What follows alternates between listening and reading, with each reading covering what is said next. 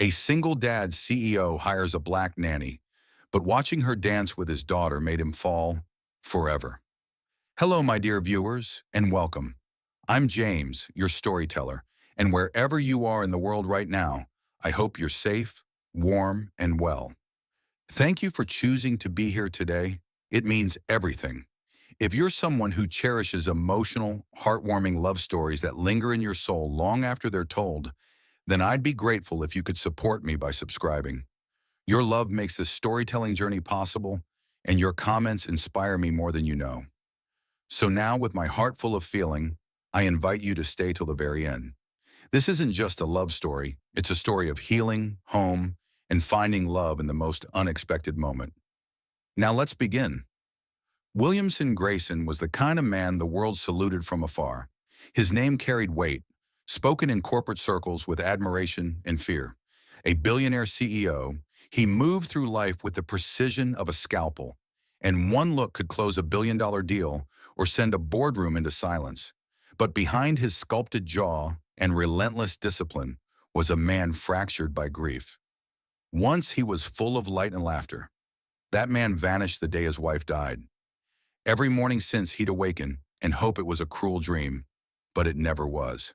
His penthouse, sleek, elegant, and bathed in cold perfection, reflected his life without her. It echoed only one sound that mattered, the innocent giggle of his daughter Emma. She'd been a baby when her mother passed. Now at 4, she was the light guiding him through shadow. He'd built an empire, knew how to command thousands, but fatherhood was no boardroom. There were no strategies to soothe nightmares. No quarterly review could explain why she suddenly cried at bedtime. And in the stillness of night, he often stood in her doorway, wondering if he was enough. He tried everything. Princess-themed rooms, hand-picked toys, luxury everything. But what Emma needed couldn't be bought. He read bedtime stories, but his voice lacked melody. He gave warm hugs, but they were more protective than soft. She never asked for more, never complained. Yet behind her eyes danced a quiet yearning. In public, Williamson was respected. No one dared ask how he was. But whispers followed. How can a man so cold raise a girl so bright? What they didn't see was how he knelt to tie her shoes or kissed her forehead while whispering her mother's name with aching reverence. Emma was growing fast. Her curls bounced as she twirled. Her smile could melt glaciers. She wanted to dance, to create, to be seen. She needed someone who could do more than just keep her safe. Someone who could play, braid, sing. Williamson, no matter how fiercely he loved her, knew he wasn't that someone. He wasn't soft. He wasn't expressive. His grief had turned inward, made him guarded. So he decided to find help. But it had to be someone who felt like family, not another paid stranger with a resume full of charm and zero heart. He'd tried before. Agencies paraded candidates with sterile smiles and polished credentials. None felt right. One tried flirting with him. She was gone the same day. He wasn't hiring a performer. He was seeking someone who could restore warmth to his daughter's world. Someone who'd sit beside Emma when she scraped her knee, who'd hum lullabies and twirl with her in the kitchen. Maybe deep down, he also wanted someone who'd remind him what it felt like to live, not just function. One night, alone in his silent living room, he scrolled through applications while Emma slept. Most were forgettable, polished, impersonal, until he saw her, Jenny Carter. Her profile photo wasn't professional. It was her laughing as she wiped ice cream off a child's nose.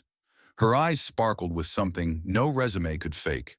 Her credentials weren't top tier, but her experience was lived. Community programs, after-school groups, camp counselor. Real. And her cover letter? Handwritten, scanned, worn around the edges like a storybook.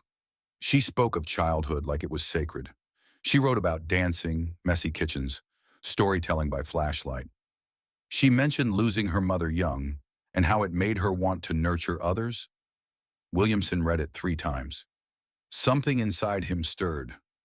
Warmth, hope, maybe fear. With hesitation, he clicked, "Schedule interview." The next morning, Emma ran to him in her fuzzy pajamas, hair like a halo of frizz, eyes wide.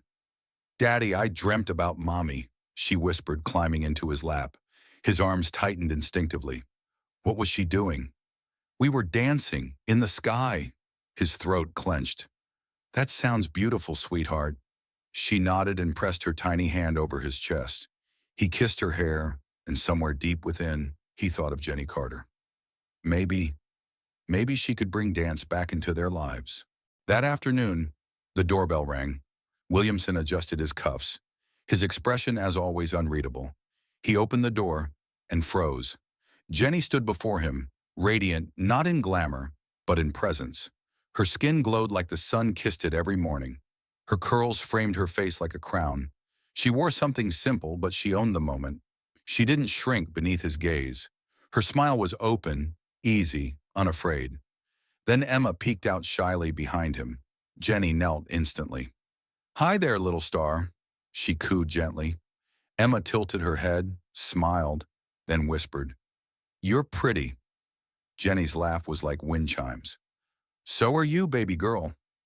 Williamson stood frozen. In 30 seconds, Jenny had connected with his daughter in a way he never saw anyone do. Silently, he stepped aside. He knew. Something had shifted. This wasn't the end. This was the beginning. Jenny stood in the grandeur of Williamson's penthouse, eyes calm and observant. The room, all angles and silence, felt more like a museum than a home. Yet her smile didn't waver. It softened, as if her very presence refused to let the cold win. Emma clung to her hand like it was a lifeline. The little girl's voice bubbled as she introduced her bunny, crayons, tea set, all in one breath. Jenny listened fully, kneeling again, curls falling as she leaned in, laughter escaping like sunshine. Williamson leaned against the fireplace, arms crossed, watching spring bloom in his wintry home. Jenny wasn't performing. She didn't ask for approval. She was simply present, authentic, patient, whole. Want to see my tea set? Emma asked. I'd love to, Jenny replied, voice like velvet. She sat on the floor, dress folding beneath her, entering Emma's world without hesitation. Williamson remained still. Something stirred in him, raw, curious, unfamiliar. Jenny turned, caught his gaze. Her eyes didn't flinch. Tea, Mr. Grayson? She asked, holding a purple plastic cup. He almost declined, then saw Emma's eyes shining. He knelt slowly. Just a splash, he murmured. Jenny grinned, poured imaginary tea, and Emma giggled with delight. They sat there in a fragile, perfect moment. Time fell away. Jenny belonged, effortlessly, genuinely. As Emma dashed away to grab crayons, Williamson finally spoke. She doesn't talk much to strangers. Jenny met his gaze. Children don't care about stranger. They feel energy. Emma just needed to feel safe. The words hit harder than expected. No bravado, no act, just truth. Williamson didn't reply, but felt something shift. Jenny was different. Soulful curls, deep eyes, steady warmth. Over dinner, Emma sparkled. Jenny coaxed giggles with games about broccoli and silly songs. She wiped her chin gently. She listened like every unicorn story mattered. Light, but not naive. Deep, but not heavy. She understood Emma without asking. Williamson watched, and somewhere deep in his guarded heart, something thawed. Later, with Emma tucked in, sleepy, joy-heavy, Williamson walked Jenny to the door. Silence swirled. Thank you, he said at last, his voice quieter than usual. Jenny looked up, her hands folded. It was an honor, she replied. Emma is special. He hesitated, then whispered, So are you. Jenny blinked. A quiet, unreadable smile flickered. I'm not sure what kind of nanny you were looking for, Mr. Grayson. Torm inside him and chose to stay anyway. That's what undid him. Williamson held Emma a little tighter, as if anchoring himself to the only thing that made sense in that moment. His gaze locked with Jenny's, the space between them crackling with an energy he could no longer pretend wasn't there. He could feel it, a shift, a tremble in the foundation of the walls he'd so carefully built to keep his heart untouched since his wife passed. And Jenny, standing there barefoot and glowing in the golden halo of lamplight, didn't just stand in his living room. She stood in his life, in his quiet, shattered, rebuilding life. He cleared his throat, lowering Emma gently to the floor. "Would you stay for dinner?" he asked, his voice quieter than intended. "With us. Not as the nanny. Just stay." Jenny blinked, caught off guard not by the question, but by the way he said "with us," like she already belonged. Like the invitation wasn't just about a meal, it was about presence, family. "I'd love to," she said, and the words felt like a match struck in the dark. That evening, Williamson set 2 extra places at the long dining table, but moved the dinner to the cozy sunroom off the kitchen instead, where the rain danced gently against the windows. Emma insisted on sitting between them, her head occasionally leaning on Jenny's shoulder, her foot tapping against her father's shin under the table. Laughter wove through their conversation like a ribbon, soft and playful, and when Jenny reached over to wipe a smudge of sauce from Emma's cheek, Williamson swore it felt like watching someone touch his heart, too. Later, when Emma yawned and Jenny offered to read her to sleep, Williamson didn't follow, didn't hover. He stood in the hallway, eyes tracing the outline of the two of them curled together on the bed. Jenny's voice low and melodic as she turned each page slowly, deliberately, as though every second mattered. And maybe it did, because every second with her was beginning to matter more than he was ready to admit. When Jenny came out of the room, her expression soft and eyes a little glassy from the story's ending, she found Williamson waiting there, his hands in his pockets, his shoulders a little more relaxed than usual. "She said she loved you," he murmured. Jenny stilled. "She says it often." "No," he said, stepping closer. "Tonight she said it like she knew what it meant." Jenny's breath caught. He could have stopped there. He should have. But something deeper, something truer, rose up from within him, like a tide breaking free. "I'm starting to understand what it means, too." She looked up at him, eyes wide and searching. And in that breathless silence that followed, neither of them moved. But everything shifted. "Let us just be in this moment." Jenny's breath trembled in her throat as her body remained still, caught between the fear of hope and the undeniable warmth of his presence. The man who had once towered like a distant figure of stone and silence was now standing before her with eyes full of fragile courage and a heart stripped bare. And in that vulnerability, he wasn't the CEO, the widower, or the untouchable man of the mansion. He was just Williamson, a man reaching for love again.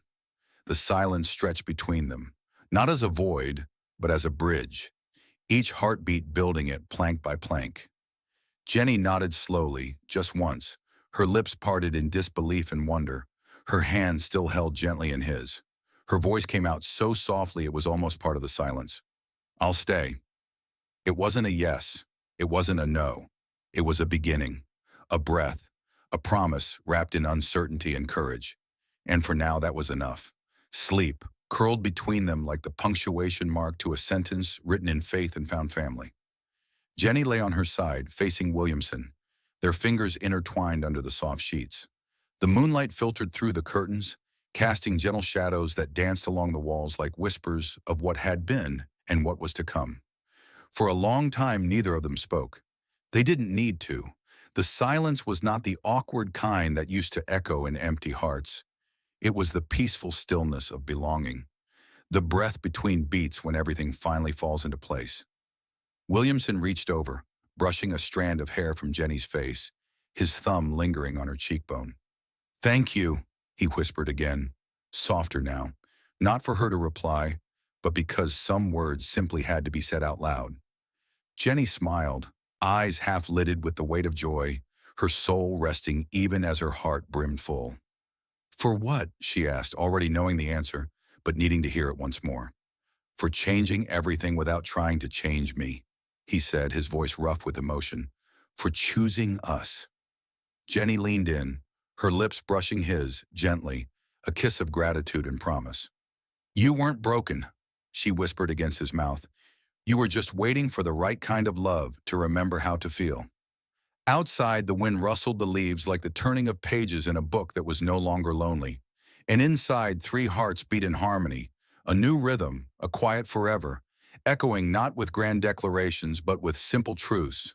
They were home, sleep in her eyes still dusted with dreams. She paused in the doorway, her gaze sweeping over the scene, her husband whispering something only their son could hear, Emma's laughter trailing like music through the open windows, in the gentle rhythm of a morning that didn't ask for perfection, only presence. Jenny's heart swelled so much she thought it might burst, not from grandeur or spectacle, but from the simple, breathtaking reality that this was her life now. A life where love wasn't loud or performative. It was a baby's sigh, a warm hand on her lower back as she passed through the kitchen, a shared look across the room when neither of them could find the pacifier and both were too tired to care. She walked over and knelt beside Williamson, her hands brushing over Leo's soft curls before lifting to his face. "You're getting good at that," she whispered, a playful smile curling her lips. Williamson glanced at her, his expression tender and a little amused. "He's got a rhythm," he said, nodding down at the tiny bundle, who blinked up sleepily. "He likes the sway." Jenny leaned in and kissed Leo's forehead, then softly kissed her husband's lips. "So do I," she murmured, her fingers lacing through his. "I like the sway. I like us." They stayed like that for a moment, still reverent, held together by everything they'd survived and everything they were still discovering.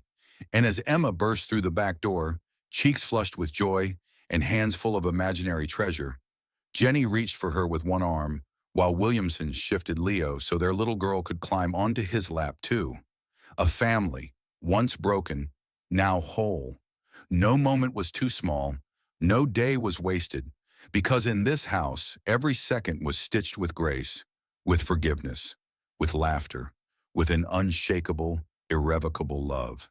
And as the morning sun climbed higher, casting a halo of light over the four of them, Jenny rested her head on Williamson's shoulder again and whispered, "Let's never forget this, even when it's hard." Williamson nodded, his voice a breath against her ear. "Never, I promise." It was like he was still stunned by her, still in awe that she was his and he was hers, that together they had created this sacred world, one that pulsed with purpose and love.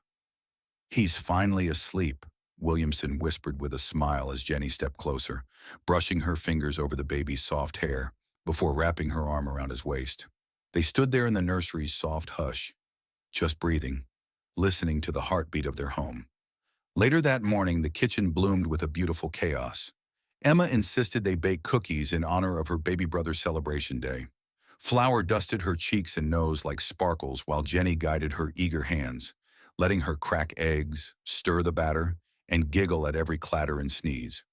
Leo napped nearby in his bouncer, offering occasional squeals of approval.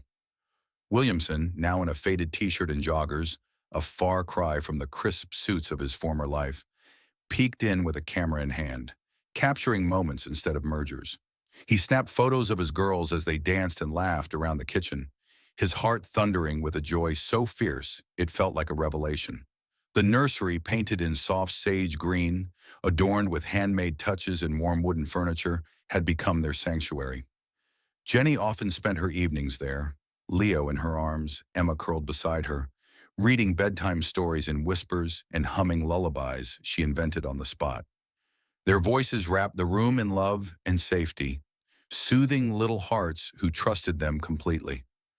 Williamson would sometimes join with hot chocolate or warm milk, sitting on the floor with his head resting against Jenny's leg, while she stroked Emma's curls or rocked Leo to sleep. In those quiet golden hours, where nothing was needed but breath, presence, and love, he silently vowed the world to them, again and again. Their backyard transformed into a haven of joy. String lights lit impromptu dinners. Laughter echoed under the stars. Friends gathered not just to eat, but to feel the warmth of a house reborn. Jenny hung lanterns from the trees. Emma helped water the flowers. Williamson built a small wooden bench with his own hands, where they sat each evening, watching the sky soften into pinks and golds, trading dreams and kisses that still felt like miracles. On weekends, Williamson rolled across the living room floor, with Leo squealing on his belly and Emma clinging to his back like a tiny warrior princess. Jenny watched from the couch, her laughter the soul of the house, capturing the kinds of photos that never needed filters. And through all the beauty, chaos, and sacred noise, one thing never changed: the way Williamson looked at Jenny. Like every moment with her was his favorite scene in a film he never wanted to end.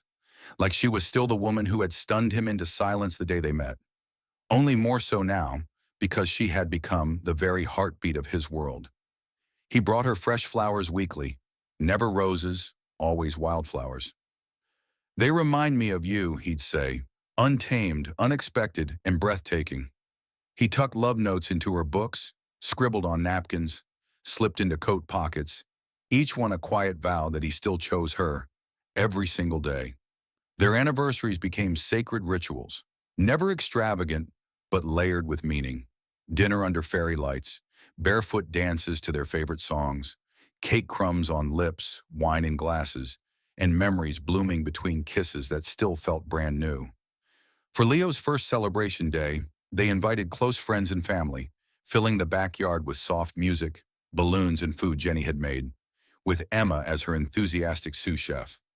When Williamson stood to toast, Leo in his arms and pride in his chest, he raised his glass not just to his son, but to life, to second chances, to grace, to love that blooms after the storm. Jenny stood beside him, her hand in his, eyes shimmering with emotion, surrounded by the people who'd witnessed their journey, from ashes to something golden and unbreakable. That night, after the last guest had gone and the children were tucked in, Williamson led her back outside. Soft jazz floated from the open window. The stars watched as they danced slowly under the sky, her head resting on his chest, his arms locked around her. "Do you ever think about how far we've come?" she whispered into his shirt. He kissed her forehead gently. "Every day, and every day I fall more in love with you." They stayed that way for what felt like forever, the breeze cool against their skin, their hearts steady and full. From within the house came the faint sounds of their children sleeping, Leo's sighs, Emma's murmurs, like lullabies carried on the air. Life hadn't given them everything they once thought they wanted, but it had given them everything that truly mattered. Jenny filled their home with warmth, not just through meals or candles, but in the way she spoke, the way she listened, the way no one ever left her presence without knowing they were loved. She was the soul of their world, the reason every morning began with joy and every evening ended in peace. And Williamson knew with certainty that through chaos or calm, highs or heartbreak, he would always come back to this, to her, to the life they'd built with trembling hands and unshakable hearts. That night, as he buried his face in her neck, breathing in the scent of the woman who changed everything, he vowed again, never to take a single moment for granted. Not just birthdays, not just anniversaries, but every ordinary second made extraordinary by love. Their home, once quiet and cold, now pulsed with life. Not perfect, not flawless, but real. Overflowing with a love that didn't require perfection, only presence. As the seasons passed like well-loved pages, time did not wear their love down. It deepened it.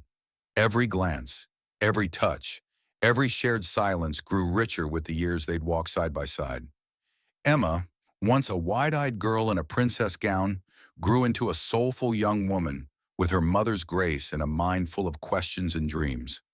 She painted joy in vivid colors, found wonder in banana bread and rainy day cuddles, and carried her father's strength in her laughter. Leo, with determined little steps and a tender heart, became his sister's quiet protector, offering toys, hugs, or silent company. He had Williamson's fierce spirit and Jenny's gentle soul. Williamson, once a man of power and precision, now found his joy in pillow forts, bedtime stories, and waking up to tiny feet racing down the hall yelling, "Daddy, it's morning!" Their home, modest in size but vast in love, became their sacred heartbeat. Its walls whispered stories. Its photographs captured truth. And Jenny, radiant with each passing year, wore love like a second skin. Their marriage lived and breathed. Not a stagnant promise, but a growing bond. Stronger with storms, brighter with sunshine.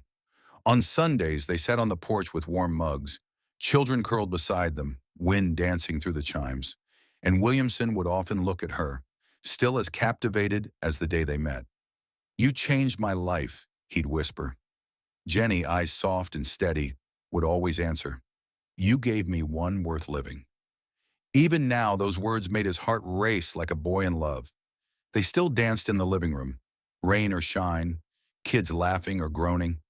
Every time they moved together, time seemed to pause, honoring a love that refused to fade. Their anniversaries were simple: a note, a kiss, a look, a prayer whispered in the dark. They didn't chase perfection. They chose presence. Through scraped knees and spelling bees, quiet mornings and wild laughter. They didn't just build a home. They built a legacy. Emma and Leo would remember not the things, but the love. The way their parents held hands, how their father looked at their mother like she held the stars. And Williamson, now older, more alive than ever, would often stand by the window at night, heart brimming as he watched his family sleep. A peace he once thought unreachable now wrapped him like a warm blanket. Born not of power, but of forgiveness, grace, and a woman who loved him anyway. Jenny held her family like a sacred melody, each note gentle, each harmony holy. And when she looked around the life they'd built, rooted in redemption and blooming with grace, she knew her prayers had been answered. Time did not weather their love, it polished it, and in their home, filled with baby shoes, books, crayon drawings, and quiet prayers, they built a world anchored in the love of Christ, a love that did not boast, did not falter, a love that lifted, carried, and stayed. Evenings ended with joined hands and soft prayers around the dinner table. Their children learned early that Jesus wasn't just for Sundays. He was the breath in their home, the joy in their chaos, the healer of their hurts. As stars glittered overhead and the house settled into sleep, Jenny and Williamson lay curled together, her head on his chest, his fingers in her hair, whispering the same prayer of gratitude for love that endured, for children that blossomed, for a life once shattered, now beautifully whole. And as we close this final chapter, we invite you to remember, love like theirs does exist, imperfect, healing, brave, rooted in grace, anchored in Christ. Thank you from the depths of our hearts for walking this journey with Jenny, Williamson, Emma, and little Leo. From heartbreak to healing, from silence to song, from brokenness to a home that breathes laughter and love. This story is more than romance, it's redemption, a testament to grace, a miracle unfolding in everyday moments. If this story touched you, reminded you of hope, or brought a tear or a smile, please subscribe to our channel. Share it with someone who needs to believe in second chances. More deeply emotional and faith-filled stories are coming soon, crafted just for you. Until then, may love fill your days. May peace rest gently on your heart. In the name of our Lord and Savior, Jesus Christ, amen. Stay blessed, stay connected, and we'll meet again in the next unforgettable tale.